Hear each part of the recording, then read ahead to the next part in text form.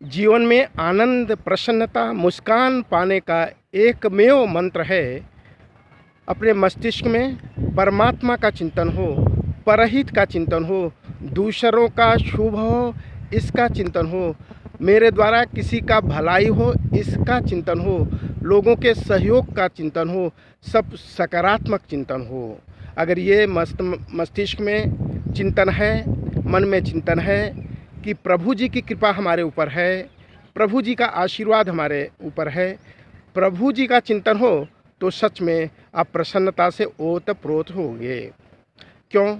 क्योंकि जो मस्तिष्क सोचता है वही अनुभूति होती है।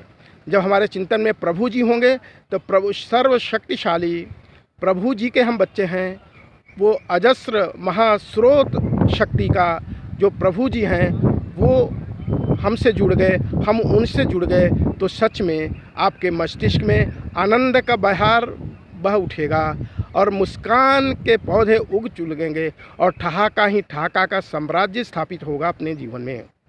परहित का चिंतन करें। आपके परिवार में, रिश्तेदार में कोई ऐसा व्यक्ति है, उनकी सेवा कर सकते हैं क्या? शरीर से सेवा कर सकते हैं क्या? शब्दों से, वाणी से उच्च कोटि का सलाह मार्गदर्शन दे सकते हैं क्या? कोई व्यक्ति गरीब है तो उसको कह सकते हैं कोई तौलने वाली मशीन खरीद लीजिए, मार्केट में बैठ लीजिए, हॉस्पिटल के सामने बैठ लीजिए, 2-4-5 रुपया हर व्यक्ति का फीस लेंगे, बड़े आसानी से 200-400 रुपया, 500 रुपया पर डे इनकम हो सकती है। यानी आपने मार्गदर्शन कर दिया, ज्ञान दे दिया और वो गरीब से, भिखारी से बिजनेसमैन हो गए। अगर कोई व्यक्ति है, आप 1 घंटा टाइम दे सकते हैं तो ठीक है, उनका क्या कोई अशक्त हैं, उनके लिए दवा ला दीजिए, उनका और कोई काम करा दीजिए, उनका कोई सहयोग है वो सहयोग कर दीजिए। हॉस्पिटल में चले जाइए, लोगों को मुस्कान के साथ एक गुलाब का फूल ही दे दीजिए, मुस्कराते हुए गुलाब का फूल ही दे दीजिए और 2 वाक्य बोल दीजिए कि भगवान जी की कृपा से आप तो मुस्करा रहे हैं, अब बढ़िया हैं, बहुत आप ठीक हो रहे हैं। एक मनोबल को बढ़ा दीजिए और वो आपके अंदर सकारात्मक होगा और ये काम करते रहिए। आप 2-4 अच्छे से पौधे लगा दीजिए, जड़ी बूटी लगा दीजिए, फलदार वृक्ष लगा दीजिए, कुछ पौधे लीजिए, लोगों को दीजिए कि आप लगा दीजिए। ये प्रकृति का भी काम होगा। प्रकृति का समृद्ध होना हमारे जीवन को समृद्ध बनाएगा। अगर प्रकृति समृद्ध है, प्रकृति पौधों से, जड़ी बूटियों से समृद्ध है तो हम भी समृद्ध होंगे, हमारी आने वाली हजारों लाखों वर्ष की संतति भी समृद्ध होगी। ये चिंतन चलते रहना। ये परहित का चिंतन। अगर कुछ हम कहते हैं क्या किसी का सहयोग धन से ही अगर ज़रूरी है तो 1000-500, 10 रुपया, 5 रुपया सहयोग उनके लिए क्या कर सकते हैं, इसका चिंतन हो। आप देखें इस दुनिया में जो दान देते हैं वो ऐतिहासिक पुरुष हैं। श्रवण जी माता पिता की सेवा किया, अमर हैं, कोई धन वाला अमर नहीं है। उस समय भी बहुत धन वाले होंगे, उनका नाम कोई लेने वाला नहीं, लेकिन श्रवण जी की जय जयकार होती है माता पिता के सेवा के कारण।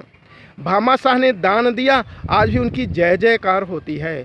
कर्ण जी ने अपना दान किया कुंडल, वो भी जय जयकार होती है। तो दान देने से जय जयकार होती है। आप देखें, दान देने की प्रवृत्ति का चिंतन हो, लोगों को प्रेरित करें कि वो दान करें। समय का दान, ज्ञान का दान, मार्गदर्शन का दान, थोड़ा जो भी हो सकता है 2 पैसे का दान, यानी मस्तिष्क में ये चिंतन होते रहना चाहिए तो आप प्रसन्न होंगे। जब दुनिया का चिंतन होगा, लेने का चिंतन होगा ज़्यादा, हम ये वस्तु अधिक ले लें, अधिक धन ले लें, लालच आ जाए तो उससे दुख होगा, अवसाद, चिंताग्रस्त हो सकते हैं। लेकिन जब हम दान देने की प्रवृत्ति का चिंतन करते हैं, लोगों के भला का चिंतन करते हैं तो हम दुखी नहीं होते, मस्त रहते हैं। तो फ्रेंड्स, ये बताने की कोशिश कर रहा हूँ कि हम अपने मौलिक स्वभाव में रहें। मौलिक स्वभाव हमारा क्या है? हम जब बच्चे के रूप में थे तो हमें कोई चिंता नहीं थी, क्योंकि हम दुनियादारी के चक्कर में थे ही नहीं। दुनियादारी का मतलब ये नहीं कि आप पैसा ना कमाइए, बिल्कुल कमाइए, खूब कमाइए, तभी तो दान करेंगे। लेकिन चिंतन हो लोगों के सहयोग का। धन कमाना भी है, लोगों को उसमें सहयोग मिले, लाभ मिले, लोगों का भला हो, इसलिए धन कमाना है, इसका चिंतन हो। तो जब हम परहित के चिंतन में होते हैं लोगों को मुस्कान देने के चिंतन में हैं।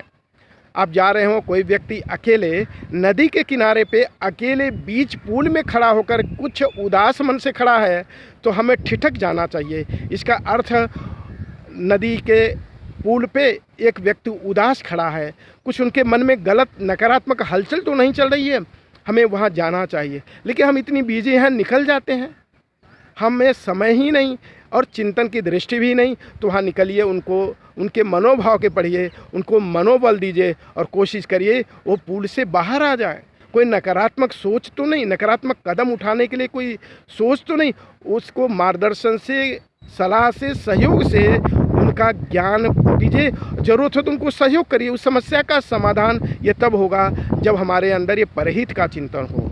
तो परहित के चिंतन से, परमात्मा के चिंतन से, लोगों के भला देने से, करने के चिंतन से हम हर समय खुशी की अनुभूति कर सकते हैं, परमानंद की अनुभूति करते हैं। वास्तव में हम चिंतन कहीं और कर रहे हैं। जहाँ सुख मिलेगा वो चिंतन नहीं, जहाँ सुख नहीं मिलेगा वो चिंतन कर रहे हैं। जैसे आपकी अंगूठी खोई है, जिस कमरे में खोई है वहीं खोजेंगे तभी मिलेगा। वैसे ही जब शांति चाहिए तो लोकहित में जाना पड़ेगा, लोकहित के चिंतन में जाना पड़ेगा, परमात्मा के चिंतन में जाना पड़ेगा, लोगों को मुस्कान देने के चिंतन में जाना पड़ेगा। जब हम सिर्फ लेने का चिंतन करेंगे तो चिंतन नहीं, चिंता हो जाता है। तो आए चलें, सुख प्राप्त करने का, परमानंद प्राप्त करने का एकमेव सूत्र है।